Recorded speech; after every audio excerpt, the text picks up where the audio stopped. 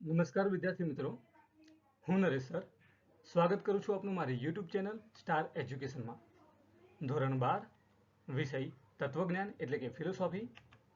આજનો ટોપિક છે blue print. ઘણા વિદ્યાર્થીઓને થતું હશે કે બ્લુ પ્રિન્ટ શા માટે. ઘણા વિદ્યાર્થીઓ સખત તૈયારી કરવા છતાં પરીક્ષામાં જ્વલંત સફળતા પ્રાપ્ત કરી શકતા નથી અને ઘણા લોકો બહુ સ્માર્ટલી વર્ક કરતા હોય છે, એટલે કે ઓછી તૈયારીમાં સારી એવી સફળતા પ્રાપ્ત કરતા હોય છે. તો એનું કારણ બ્લુ પ્રિન્ટ આધારિત તૈયારી જ હોય છે. તો આજે આપણે ચર્ચા કરશું તેના વિશે. જોઈએ ધોરણ 12 તત્વજ્ઞાન, પ્રશ્નના સ્વરૂપ પ્રમાણે ગુણની ફાળવણી કઈ રીતે.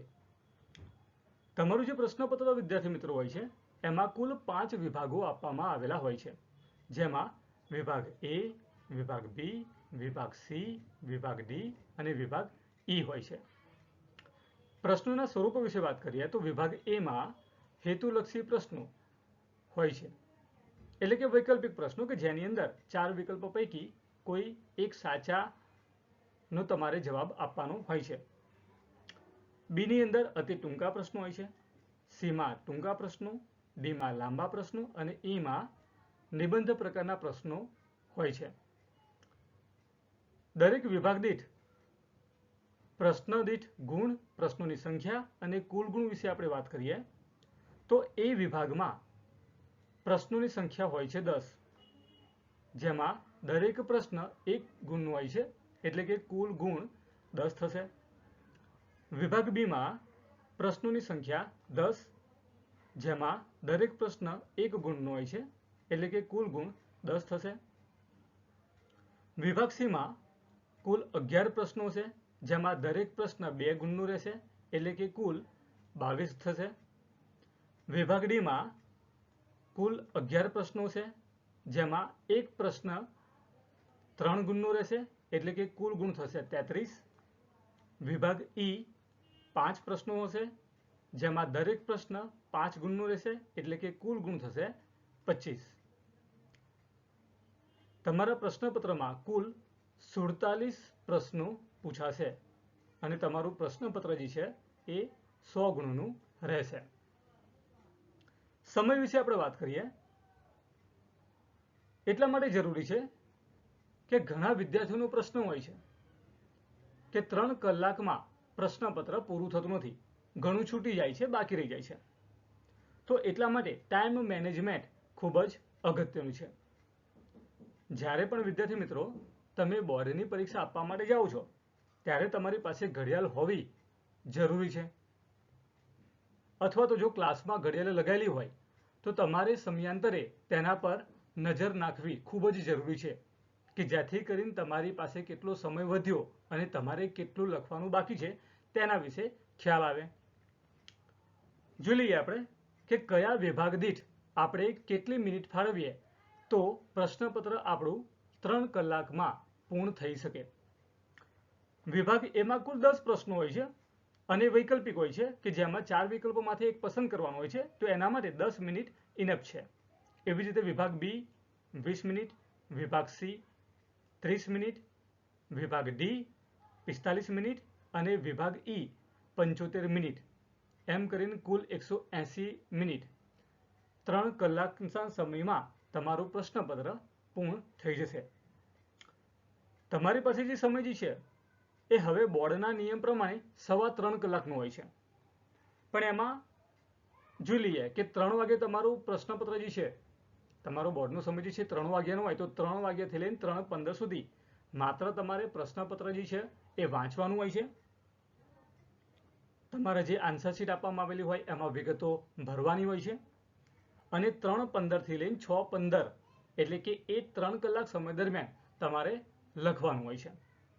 એટલે કે 3.25 કલાકમાંથી તમારી પાસે લખવા માટે તો 3 કલાકનો સમય હોય છે, જ્યારે અગાઉના જે 15 મિનિટનો સમય હોય છે એ માત્ર પ્રશ્નપત્ર વાંચવા માટે ફાળવવામાં આવેલો હોય છે. ઓકે, આગળ જોઈએ આપણે કઠિનતાના મૂલ્ય પરનો ગુણભાર. તમારું જે બોર્ડનું પ્રશ્નપત્ર હોય છે એમાં કઠિનતાનું સ્તર કેમનું હોય છે, કારણ કે દરેક વિદ્યાર્થી હોશિયાર કે દરેક વિદ્યાર્થી નબળા તો નથી હોતા. તો પ્રશ્નપત્ર જે છે એનું માળખું પણ એ પ્રમાણે તૈયાર કરવામાં આવેલું હોય છે, જેમાં 40% જે છે એ સરળ કક્ષાના પ્રશ્નો હોય છે, 45% જે છે એ મધ્યમ કક્ષાના પ્રશ્નો હોય છે અને કઠિન કક્ષાના પ્રશ્નો જે છે એ 15% હોય છે. આમ કરીને કુલ 100 માર્ક્સનું તમારું પ્રશ્નપત્ર જે છે એ તૈયાર કરવામાં આવેલું હોય છે. 15% કઠિન કક્ષાના પ્રશ્નો શા માટે? તો જે વિદ્યાર્થી મતલબ કે જે રેન્કર હોય છે, ટોપ સ્કોર કરેલો હોય છે, એવા વિદ્યાર્થીઓનું મૂલ્યાંકન જે છે એ કઠિન પ્રશ્નો ઉમેરવામાં આવે તો જ થઈ શકે. કઠિન પ્રશ્નો જે છે એ ટ્વિન્સ કરીને પૂછાયેલા હોય તો આવા જે પ્રશ્નો જે છે 15% જેટલા પ્રશ્નો જે છે એ આ પ્રમાણે પૂછવામાં આવેલા હોય કે જેના જવાબો માત્ર ને માત્ર જે હોશિયાર વિદ્યાર્થી હોય, જેને બહુ ગહન વાંચન કરેલું હોય એવા વિદ્યાર્થીઓ જ આપી શકે. તો એટલા માટે દરેક પ્રશ્નપત્ર આ પ્રમાણે તૈયાર કરવામાં આવેલું હોય છે. આગળ વાત કરીએ આપણે પ્રકરણ પ્રમાણે ગુણભાર વિશેની. વિદ્યાર્થી મિત્રો, બહુ અગત્યનું છે આ. કયું પ્રકરણ કેટલા માર્ક્સનું છે એના વિશે તમને ચોક્કસ ખ્યાલ હોવો જોઈએ. તો જોઈએ આપણે. પહેલું પ્રકરણ જે છે એ વિધાનના રૂપો અને તેના પ્રકારો 14 ગુણનું રહેશે, જે સૌથી વધુમાં વધુ ગુણ ધરાવે છે. ચેપ્ટર 2 દલીલનું રૂપ અને દલીલનું પ્રામાણ્ય 10 ગુણનું રહેશે. ચેપ્ટર 3 અનુમાનના નિયમો 12 માર્ક્સનું રહેશે. ચેપ્ટર 4 નિરૂપાધિક સંવિધાન 10 માર્ક્સનું રહેશે. ચેપ્ટર 5 વ્યક્તિકરણ અને વૈજ્ઞાનિક અન્વેષણની રીતિઓ એ 12 માર્ક્સનું રહેશે. ચેપ્ટર 6 ભારતીય તર્કશાસ્ત્રમાં અનુમાન, જે 12 માર્ક્સનું રહેશે. ચેપ્ટર 7 મૂલ્ય મીમાંસા 6 માર્ક્સ. ચેપ્ટર 8 ધર્મનો અર્થ અને ધાર્મિક જીવન 7 માર્ક્સ. ચેપ્ટર 9 જગતના વિદ્યમાન ધર્મો 10 માર્ક્સ. ચેપ્ટર 10 આત્મસાક્ષાત્કારની વૈજ્ઞાનિક પદ્ધતિ યોગ 7 માર્ક્સ. એમ કરીને કુલ 10 ચેપ્ટર જે છે એ આ પ્રમાણે જો આપણે ગણતરી કરીએ દરેક ચેપ્ટરની, તો તમારા પ્રશ્નપત્ર જે છે એ 100 માર્ક્સનું તૈયાર થશે. આમાં સૌથી ખાસ ધ્યાન આપવાની બાબત એ છે કે સૌથી પહેલું જે ચેપ્ટર જે છે વિધાનના રૂપો અને તેના પ્રકારો એ 14 માર્ક્સનું છે, જે પ્રથમ પરીક્ષા, પ્રિલિમિનરી પરીક્ષા અને બોર્ડની પરીક્ષા દરેકમાં પૂછાશે. તો એ ચેપ્ટર જે છે એ તમે સૌથી સારામાં સારું તૈયાર કરી શકો, જેથી કરીને પરીક્ષામાં એનો બેનિફિટ આપણને મળી રહે. ત્યારબાદ જોઈએ તો ચેપ્ટર 2, 3, 4, 5 અને 6 જે એવરેજ 10 થી 12 માર્ક્સના ચેપ્ટર છે, જેનું વેટેજ ઘણું સારું એવું કહી શકાય. પણ ચેપ્ટર 7, 8 અને 10 આ ચેપ્ટર 6 અને 7 માર્ક્સના જ છે. એનો મતલબ એવો થયો કે તમે જ્યારે તૈયારી કરો છો ત્યારે જે વધુ ગુણ ધરાવનાર હોય એવા ચેપ્ટરો ઉપર તમે વધારે ભાર આપો, જ્યારે જેનો ગુણભાર ઓછો હોય એવા ચેપ્ટર ઉપર તમે ઓછું ધ્યાન આપો. ખરેખર હોશિયાર વિદ્યાર્થી હોય એ કોઈ પણ બાબત જે છે એ ઓપ્શનમાં નથી નીકળતી, પરંતુ દરેકે દરેક ચેપ્ટર કાં તો દરેકે દરેક સબ્જેક્ટ જે છે તેને યોગ્ય ન્યાય આપતી હોય છે. પરંતુ ખાસ આ એટલા માટે જાણવું જરૂરી છે કે જ્યારે તમારી પાસે અભ્યાસ સામગ્રી ઘણું વધારે હોય, અથવા તો પછી તમે બીમાર પડેલા હોય પરીક્ષાના સમય દરમિયાન, અથવા ઘરમાં કોઈ કૌટુંબિક પ્રશ્ન હોય કે જેના લીધે તમારી પાસે સમયનો અભાવ હોય અને ઓછા સમયમાં જ્યારે તમારે તૈયારી કરવાની હોય, તો એવા સમય દરમિયાન તમને જો આ બાબતનું નોલેજ હશે તો તમે સારામાં સારી તૈયારી કરી શકશો. ઓકે, આગળ જોઈએ આપણે. બ્લુપ્રિન્ટ બોર્ડ દ્વારા તમારું જે પ્રશ્નપત્ર જ્યારે નીકળતું હોય છે તો આ પ્રમાણે બ્લુપ્રિન્ટ તૈયાર કરવામાં આવે છે. આને આપણે એક સરળ રીતે સમજવાનો પ્રયત્ન કરશું. બ્લુપ્રિન્ટ, જેમાં 10 ચેપ્ટરમાં 5 વિભાગમાં જે પ્રમાણેના પ્રશ્નો પૂછાય છે એ જણાવેલા છે. જોઈએ આપણે. અહીંયા તમે જુઓ છો કે ઉપર જે વિભાગો આપેલા છે, વિભાગ A, B, C, D અને E, એની ઉપર અહીંયા માર્ક્સ લખેલા છે 1, 1, 2, 3, 5.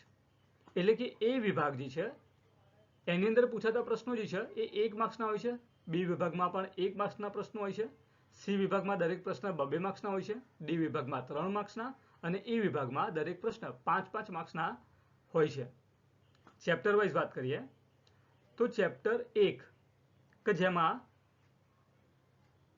એ વિભાગમાં એક પ્રશ્ન પૂછાશે, બી વિભાગમાં પણ એક પ્રશ્ન પૂછાશે, સી વિભાગમાં 2 પ્રશ્નો પૂછાશે, ડી વિભાગમાં એક પ્રશ્ન પૂછાશે અને ઈ વિભાગમાં પણ એક પ્રશ્ન પૂછાશે.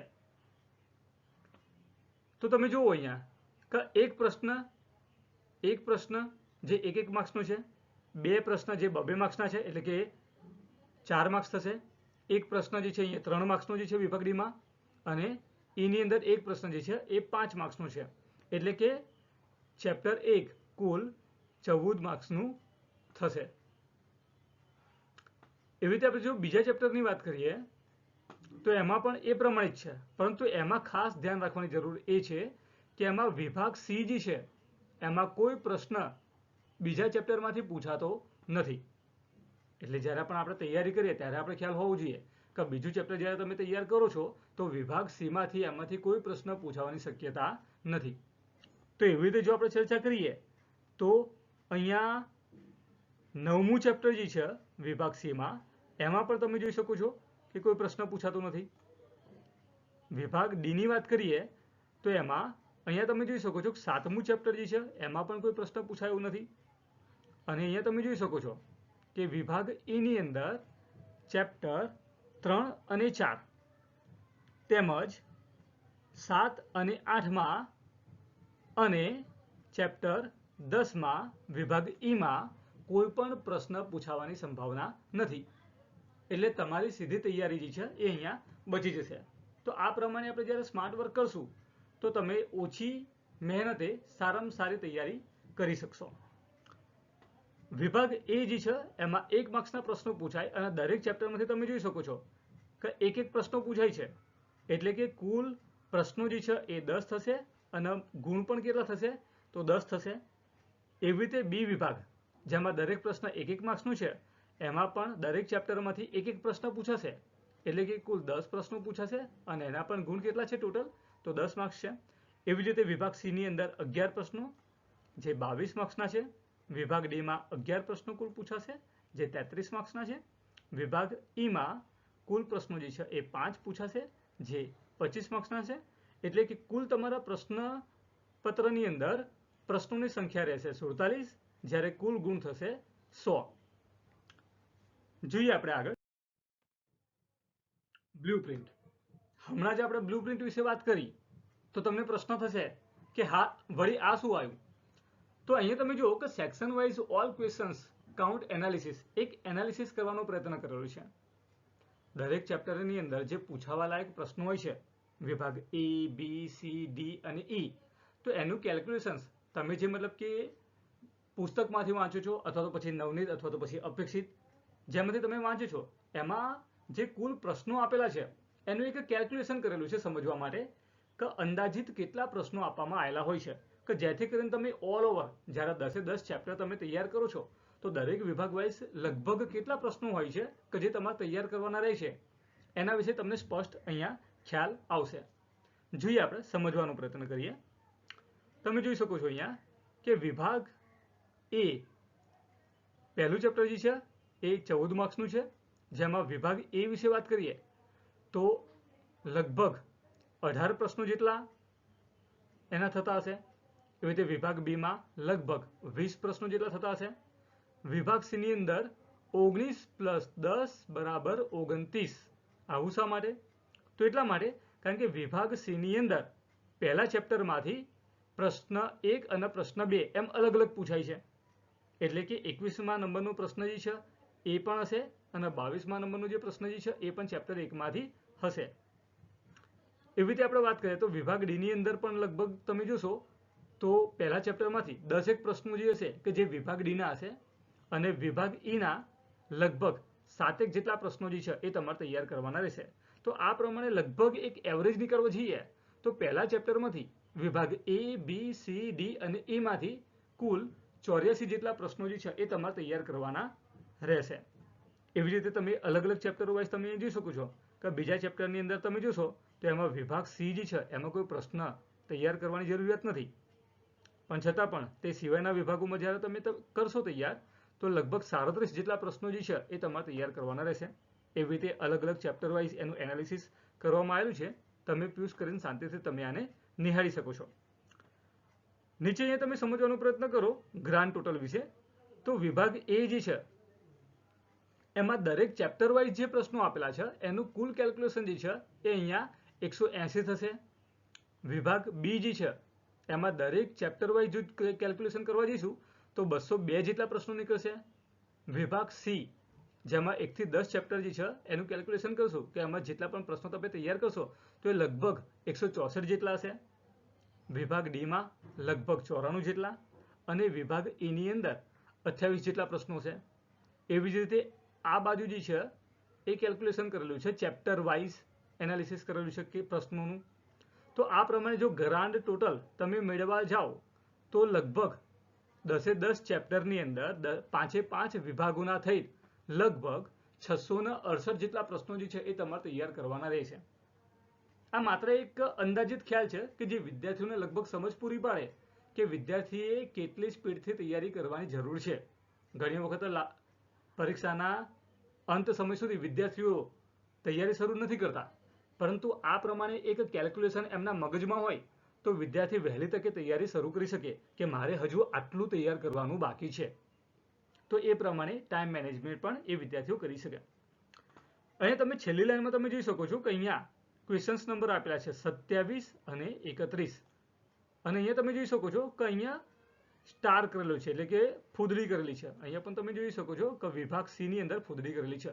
એનો મતલબ એવો થાય છે કે અહીંયા તમે જોઈ શકો કે ચેપ્ટર 6 અને અહીંયા તમે જોઈ શકો છો કે ચેપ્ટર 10. એનો મતલબ એવું છે કે ચેપ્ટર 6 માં વિભાગ સી ની અંદર 27મા નંબરનો જે પ્રશ્ન છે, તમારો જે પ્રશ્નપત્ર જે છે એમાં 27 નંબરનો પ્રશ્ન વિભાગ સી ની અંદર જે આવશે એ અથવાનું આવશે. એટલે કે છઠ્ઠા ચેપ્ટરનો એક પ્રશ્ન પૂછાશે, એના અથવાની અંદર બીજો પ્રશ્ન જે છે એ પણ છઠ્ઠા ચેપ્ટરમાંથી જ પૂછાશે. એવી રીતે 31મા નંબરનો જે પ્રશ્ન જે છે તમારો એ 10મા ચેપ્ટરમાંથી પૂછાશે અને એના અથવામાં 10મા ચેપ્ટરમાંથી બીજો પ્રશ્ન પણ પૂછાશે. એટલે કે તમે બેમાંથી એક જે આવડતો હોય એ તમે લખી શકો છો. એવી જ રીતે તમે અહીંયા જોશો તો અહીંયા પણ તમને જોવા મળે છે કે વિભાગ ડી ની અંદર અહીંયા પણ ફૂદડી કરવામાં આવેલી છે. એનો મતલબ એવું થયો કે 38મા નંબરનો પ્રશ્ન વિભાગ ડી ની અંદર 38મા નંબરનો જે પ્રશ્ન જે છે એ 5મા ચેપ્ટરમાંથી પૂછાશે અને એના અથવામાં જે પ્રશ્ન આવશે એ પણ 5મા ચેપ્ટરમાંથી જ આવશે. એટલે કે બેમાંથી તમને જે એક આવડતો હોય સારો એ તમે લખી શકો છો. એવી જ રીતે 39મા નંબરનો પ્રશ્ન છે વિભાગ ડી ની અંદર, એમાં છઠ્ઠા ચેપ્ટરમાંથી એક પ્રશ્ન પૂછાશે, એના અથવામાં એ જ ચેપ્ટરમાંથી બીજો પ્રશ્ન પૂછાશે. એવી જ રીતે ઈ વિભાગમાં પણ એવું થશે. તો આ વસ્તુ જો આપણે ખ્યાલ હોય તો તમે જ્યારે પ્રશ્નપત્ર તમારા હાથમાં આવે અને તમે એના જવાબો લખવા બેસો છો ત્યારે તમને કોઈ પણ જાતનું કન્ફ્યુઝન રહેતું નથી, કારણ કે આખી બ્લુ પ્રિન્ટ તમારા માઇન્ડની અંદર હોય છે. તો કયા પ્રશ્નનો જવાબ શું લખવો, કયા ચેપ્ટરમાંથી આવશે, આ બધું જ તમને પહેલેથી ખ્યાલ હોય તો તમે સરળતાપૂર્વક દરેકના જવાબ આપી શકો છો. જોઈએ આગળ આપણે એક નમૂના રૂપ પ્રશ્નપત્ર જે છે એ અહીંયા આપવામાં આવેલું છે કે જેથી કરીને તમે પ્રશ્નપત્ર બોર્ડનું કઈ રીતે પૂછાતું હોય એના વિશે તમે સમજી શકો. અહીંયા તમે જોઈ શકો છો કે વિભાગ એ કે જેમાં કુલ 10 પ્રશ્નો આપેલા છે. પહેલો પ્રશ્ન છે, એમાં 4 વિકલ્પો આપવામાં આવેલા છે. જે સાચો જવાબ હોય એ તમારે આન્સર શીટમાં લખવાના હોય છે. કુલ 10 માર્ક્સના છે, એટલે કે એક પ્રશ્ન 1 માર્ક્સનો, 10 પ્રશ્નો 10 માર્ક્સના. એવી જ રીતે વિભાગ બી છે એ પણ 10 માર્ક્સનો છે. કન્ટિન્યુઅસ ક્વેશ્ચન્સના નંબર જે છે એ અહીંયા આપવામાં આવેલા છે, એ તમે જોઈ શકો છો. વિભાગ એમાં 1 થી 10 પ્રશ્નો છે, પછી વિભાગ બીમાં 1 થી શરૂ થતા નથી, એમાં 11મા નંબરના પ્રશ્નથી શરૂ થાય છે તો 20 નંબરના પ્રશ્નો સુધી. એટલે કે એ વિભાગમાં પણ 10 પ્રશ્નો અને બી વિભાગમાં પણ 10 પ્રશ્નો આપવામાં આવેલા છે. વિભાગ સીમાં તમે જોશો તો એમાં પ્રશ્ન નંબર 21 થી લઈ પ્રશ્ન નંબર 31 સુધી એમ 11 પ્રશ્નો આપવામાં આવેલા છે. અને એમાં તમે જોઈ શકો છો અહીંયા હમણાં જે પ્રમાણે વાત કરીએ પ્રમાણે કે અહીંયા તમે જોઈ શકો છો કે પ્રશ્ન નંબર 27 બરોબર, એના અથવામાં પણ પ્રશ્ન નંબર 27 આપવામાં આવેલો છે. એટલે કે બેમાંથી તમે કોઈ પણ એક જે તમને સારો આવડતું હોય એ તમે લખી શકો છો. એવી જ રીતે 31મા નંબરનો પ્રશ્ન જે છે એમાં પણ તમે જોઈ શકો છો કે એ અથવામાં આપેલું છે. આ ફિક્સ જ છે, દરેક પ્રશ્નપત્રમાં લગભગ જે છે એ આ પ્રમાણે જોવામાં આવતું હોય છે. એટલે કે બ્લુપ્રિન્ટ આધારિત જ પ્રશ્નપત્ર તૈયાર થતું હોય છે. વિભાગ ડી માં તમે જોશો તો એમાં 32 નંબરના પ્રશ્નથી લઈને 42 નંબરના પ્રશ્ન સુધી જોવા મળશે. અને અહીંયા પણ તમે જોઈ શકો છો કે 39મા નંબરનો પ્રશ્ન જે છે એ અથવાવાળો છે. સાથે સાથે 38મા નંબરનો પ્રશ્ન જે છે એ પણ અથવાવાળો છે. એટલે કે બેમાંથી તમે કોઈ પણ એક લખી શકો છો. વિભાગ ઈ ની અંદર પ્રશ્ન નંબર 43 થી લઈને પ્રશ્ન નંબર 47 સુધી આપવામાં આવેલા છે. એટલે કે કુલ 5 પ્રશ્નો આપવામાં આવેલા છે, જેમાં દરેક પ્રશ્ન 5 ગુણનો છે. એટલે કે કુલ ગુણ કેટલા થશે એના? તો કુલ ગુણ થશે 25. તો આ પ્રમાણે તમારું જે 100 માર્ક્સનું પ્રશ્નપત્ર જે છે વિદ્યાર્થી મિત્રો એ બનશે. આશા રાખું છું આ વિડીયો તમને પસંદ પડ્યો છે. જો તમને ગમ્યો હોય આ વિડીયો તો એને લાઈક કરો. તમારો મૂંઝવતો કોઈ પ્રશ્ન હોય તો તમે નીચે કમેન્ટ બોક્સમાં કમેન્ટ પણ કરી શકો છો. વિડીયોને વધુમાં વધુ શેર કરો કે જેથી કરીને અન્ય વિદ્યાર્થી મિત્રો પણ તેનો લાભ લઈ શકે. અને મારી યુટ્યુબ ચેનલને સબસ્ક્રાઇબ કરવાનું ભૂલશો નહીં. અને ખાસ કરીને બેલ નોટિફિકેશન જે છે એ પ્રેસ કરો કે જેથી કરીને બીજા નેક્સ્ટ વિડીયો જે છે એ પણ તમને મળતા રહે. તો આ સાથે વિડીયો જે છે અહીંયા પૂર્ણ કરું છું. એક નવા વિડીયો સાથે આપણે ખૂબ જ જલ્દી ફરી મળીશું. ત્યાં સુધી ધન્યવાદ.